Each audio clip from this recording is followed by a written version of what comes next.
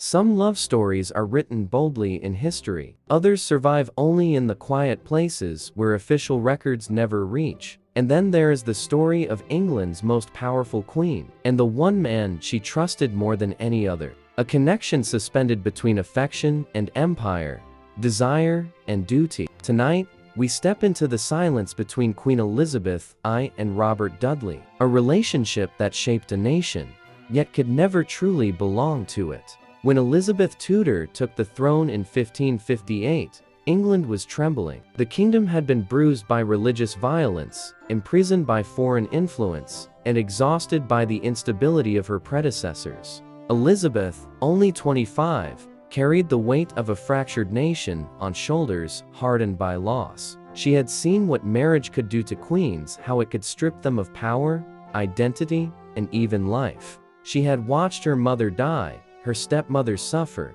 and her sister be manipulated by royal expectations. To rule alone was not just her strategy, it was her shield. But even shields cast shadows, and in those shadows, a single figure walked closer to her than anyone else: Robert Dudley. Robert was not the sort of man who blended into the background. He came from a family carved by ambition, a family that reached too high, fell too hard, and left him with scars of both privilege and ruin.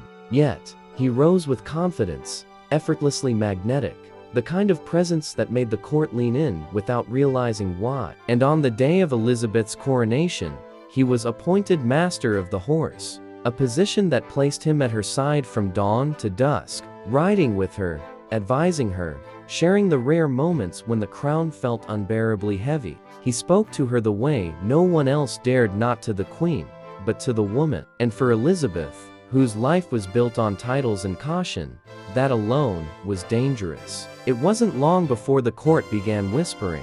Servants gossiped behind velvet curtains. Ambassadors wrote reports to foreign kings, warning them of Dudley's growing influence. His presence unsettled Europe, confused political alliances, and sparked rumors sharp enough to pierce any throne. But behind the rumors was a quieter truth. Elizabeth trusted him. In a world where everyone wanted something from her, Robert was the one whose loyalty felt real and scripted, alive.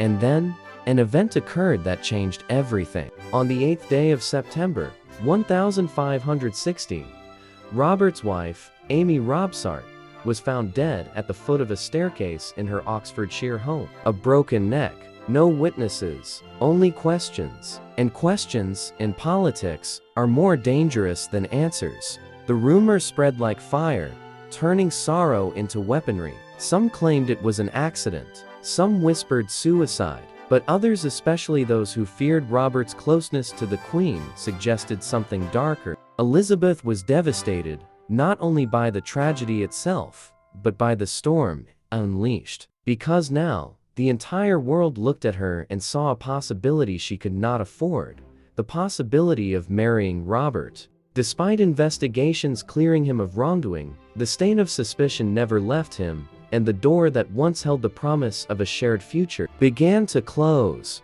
Elizabeth pulled back, not because her feelings changed, but because the crown could not bear even the shape of scandal. To marry Robert would be to invite rebellion, foreign intervention, and unrest. And she knew it. Yet, even as she stepped away, she never truly let him go. The years that followed became a delicate dance, a dance of glances, letters, and unspoken understanding. Elizabeth entertained marriage proposals from across Europe, using them like chess pieces to secure treaties and alliances. Spain, France, Scotland. Each nation waited for her answer, and each time she kept them guessing. But through every diplomatic performance, one truth remained: the man she trusted most was already beside her. Robert Dudley was granted titles, lands, and honors. She elevated him, protected him, and relied on him in every major crisis. Yet when he remarried, a political decision rather than a romantic one, Elizabeth's composure cracked for a moment.